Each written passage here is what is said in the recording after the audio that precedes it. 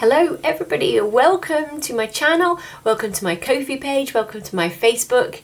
My name's Amy and I am a teacher. I left the classroom 3 years ago to pursue my online teaching and online tuition, and it's great to be here. I'm having the time of my life. So thank you so much for watching this video. I thought I would give people a little introduction. I was on a podcast yesterday. We were recording it and filming it, and the questions really made me think that I've never actually introduced myself to you. Like, people kind of follow at certain times and maybe they kind of follow in dribs and drabs, but I've never really done an introduction. So I haven't written anything down. I don't have any kind of prompter or anything, so this is completely off the cuff. So what I do is I teach children, children doing lots of different things. So some children are at school, they are schooled, some children are unschooled, some children are home educated, some children are homeschooled, and some children are world schooled. So a massive variety. And I really enjoy the individual approach, getting to know the child and getting to know their family, and working with educators, or their parents, their families, to really get the best out of their child.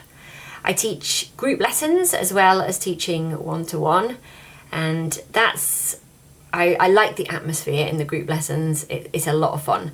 And because I can teach the national curriculum, or I can design lessons that maybe step away from the national curriculum slightly, but still teach some objectives.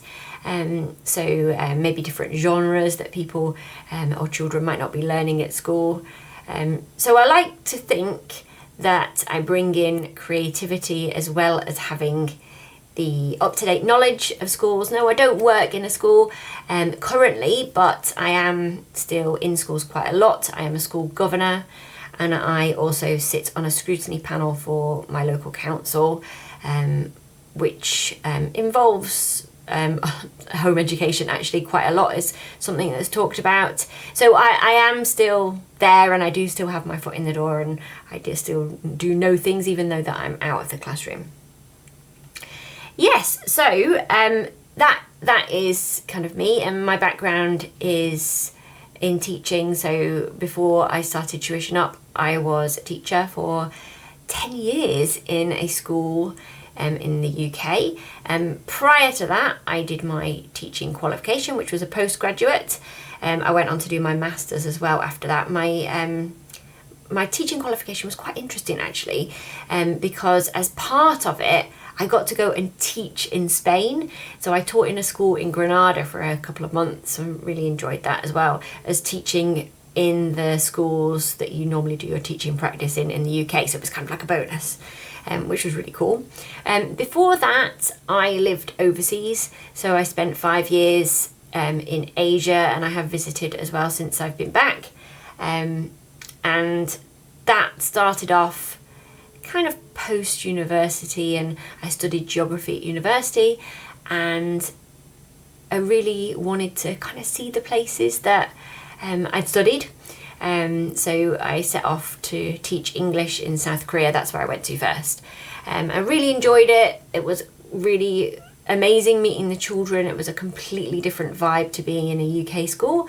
And yeah, earned some money, navigated life there, had a lot of culture shock, and then I travelled around quite a bit, and eventually I found myself in China, and I thought, wow, I love this language, it's so interesting.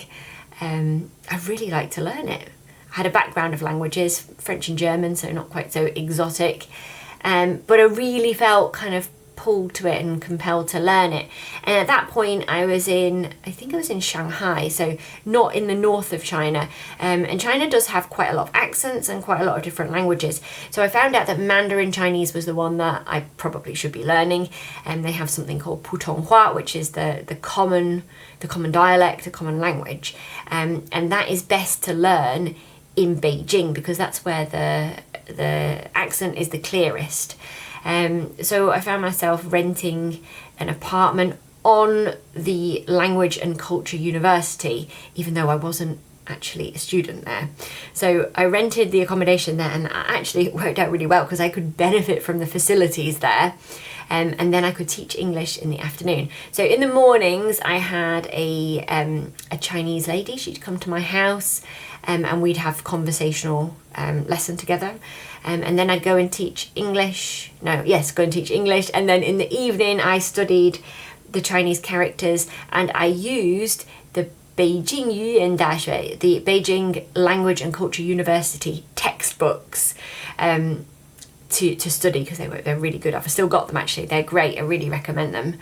So I did that, and then I came back to the UK and I continued with the learning Chinese.